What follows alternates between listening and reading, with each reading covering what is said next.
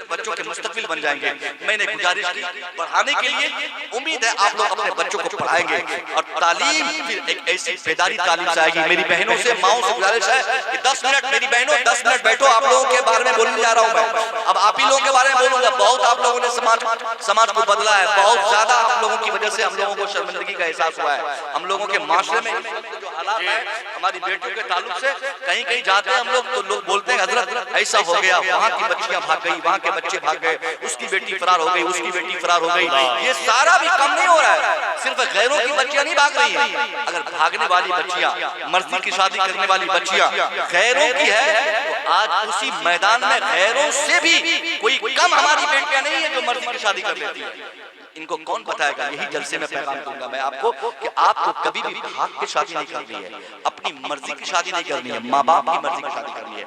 आप अकेली एक बच्ची इस कदर कदम उठाओगी, मैंने देखा है दर्जनों शिकायतें मेरे पास है जिन बच्चियों ने अपने डिसाइड पर, अपनी मर्जी पर शादियां की है, उन बच्चों का मुस्तकबिल खराब हो गया है, उन बच्चों का फ्यूचर खराब हो गया है, उन बच्चों को परेशानियां झेलनी पड़ी है।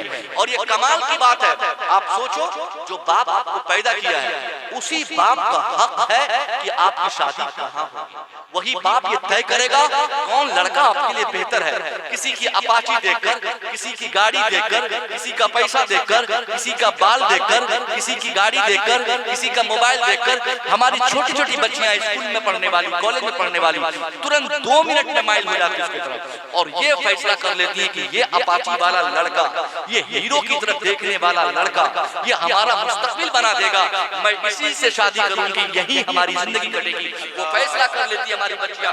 इसके नतीजे में हमारा समाज इस कदर तबाह हो गया है, हमारी बच्चियां उस अपाची को देखकर, जबकि हकीकत यह है वो अपाची लाने वाला लड़का, वो अपाची उसकी नहीं किसी से मांग कर वो लाया होता है, वो गाड़ी उसकी अपनी नहीं होती, किसी से ले रहा होता है। अगर उसी की होती तो माँ से 50 रुपया मांग कर तेल भराया होता है। मोबाइल उसका भाई दुबई से, सऊदीया से भेजा होता है, तब उसकी पॉकेट मोबाइल, यानी 0 सन्नाटा।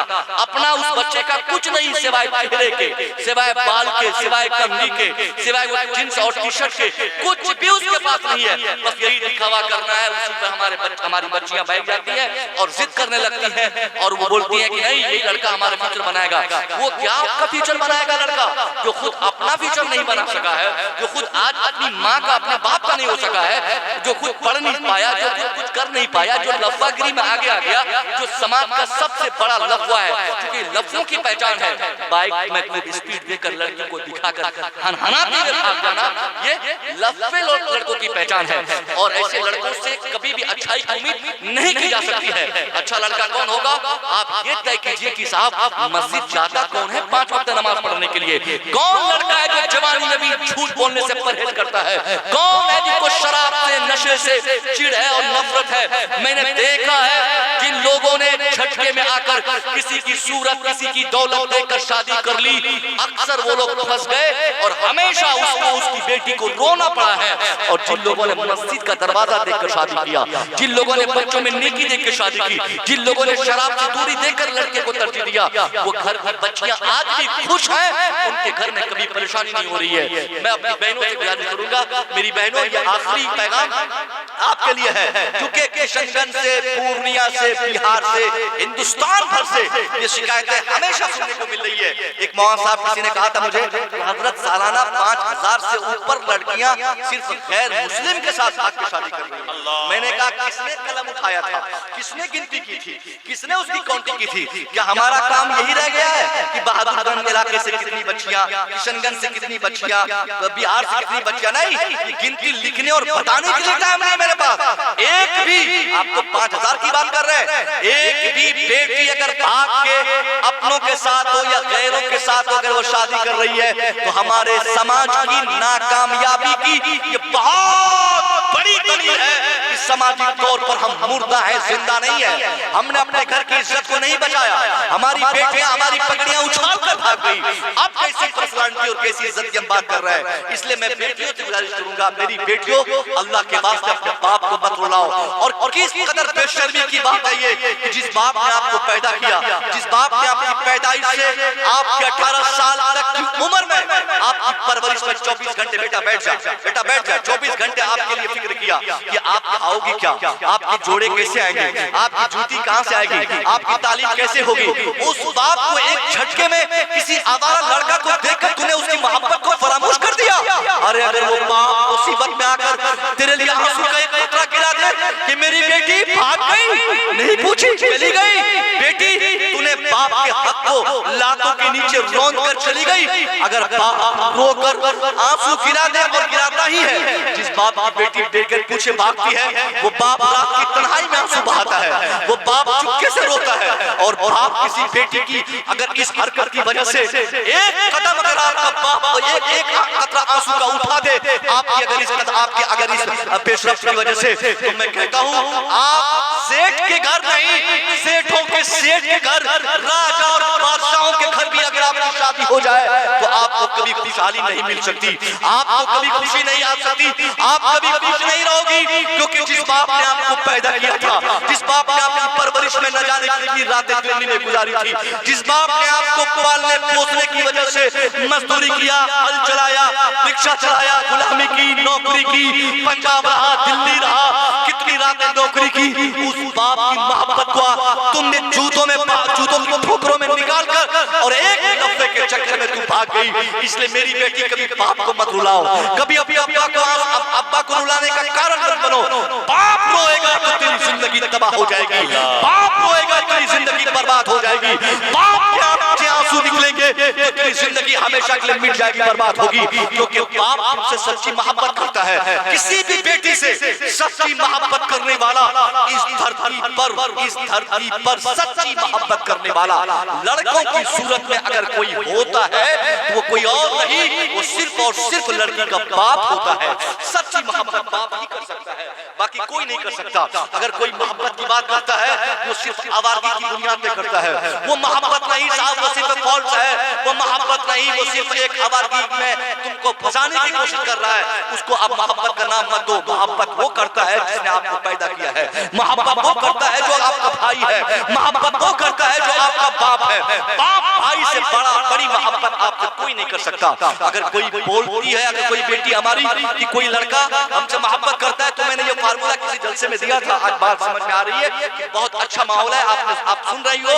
एक बात बोलूं, अगर कोई बोला है कि कोई आपको बहुत चाहता है, बहुत मोहब्बत करता है, तो आप आजमाने के लिए मैं इस अज़ीमुश्शान स्टेज से आपको ये फार्मूला दे रहा हूं। आप सुबह ही व्हाट्सएप पर एक मैसेज करना उस लड़के को जिसने कभी कहा होगा आपसे कि वो लड़का आपके लिए जान देने को तैयार है। तो ये बोला जाता है ना अक्सर, मैं जान दे दूंगा। ये बहुत छोटा सा जुमला बड़ी आसानी से लड़के या लड़कियां इस्तेमाल कर देते हैं कि मैं तो जान देने को तैयार हूं। अगर किसी ने कहा है कि वो आपके लिए जान देने को तैयार है तो आप एक मैसेज कीजिए उसको कि मैं किशनगंज मेडिकल कॉलेज गई थी, मेरे पेट में 10 दिन से दर्द था, अब्बा घर पे नहीं है, भाई पंजाब गए हुए हैं, खुद से मैं किसी के सहारे मेडिकल कॉलेज गई और वहां पे जांच पड़ताल के बाद डॉक्टर ने मुझे बताया कि मेरी दोनों किडनी फेल हो चुकी है, अब मेरे जीने की कोई उम्मीद और रास्ता नहीं है। इसलिए तुमने कभी कहा था मुझसे फोन करके कि तुम मेरे लिए जान दे दोगे, मुझे तेरी जान नहीं चाहिए, मुझे सिर्फ तुम्हारी एक किडनी की जरूरत है।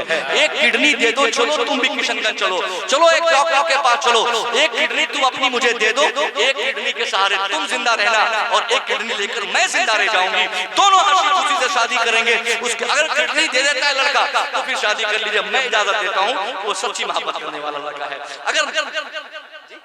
अगर वो दे देगा, लेकिन नहीं देगा किडनी, जैसे आपका ये छोटा सा संदेश पढ़ेगा कि आप उनसे किडनी का मुतालबा कर रही हो, फौरन एट दैट टाइम उसी वक्त वो लड़का आपका सबसे पहले नंबर ब्लॉक करेगा, बोलेगा बाप रे, इसको तो मैं झूठ में बोला था कि जान दे दूंगा, ये तो जान लेने पर आमादा हो गई, ये हमेशा किडनी मांग रही है, वो नंबर ब्लॉक मारेगा। उसके बाद आपके गाँव में कभी नहीं आएगा। वो हो सके तो मोहब्बत का भूत और मोहब्बत का जो नशा उसके दिमाग में चढ़ा हुआ है वो सब उतर जाएगा, दोबारा कभी मोहब्बत और प्यार की बात नहीं करेगा अगर आपने ऐसा किया।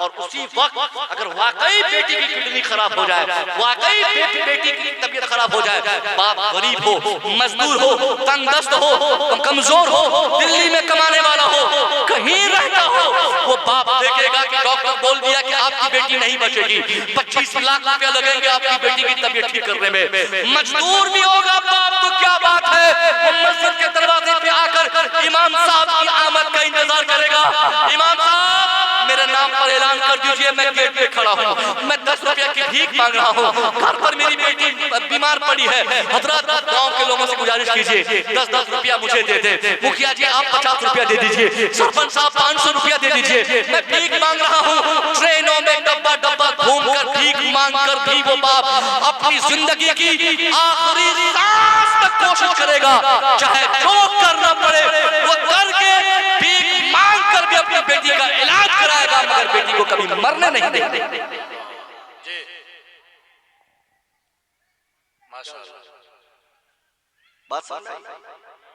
क्या समझ? यानी बेटी से सच्ची मोहब्बत बाप ही कर सकता है। हमने किसी बाप को आज तक ये नहीं देखा बोलते हुए है मरने दो, मरी मरी। शौहर बोल सकता है, बाप नहीं बोल सकता। पति बोलता है, बोल सकता है, पति के ताल्लुक से ये सुना गया, देखा गया, जबकि ये भी गलत है पति के लिए, शौहर के लिए। मगर बाप आखिरी उम्मीद बच्ची के लिए उसका बाप होता है। बेटी को जब सब लोग त्याग देते हैं ना, उस वक्त बेटी का आखिरी घर उसका बाप होता है।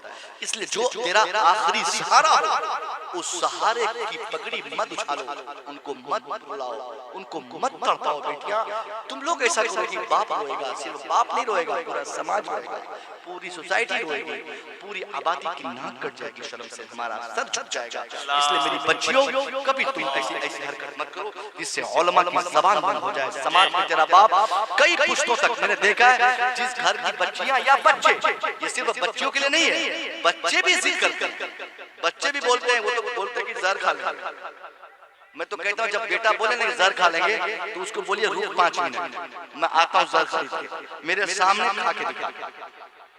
गिदड़ किया मत दे।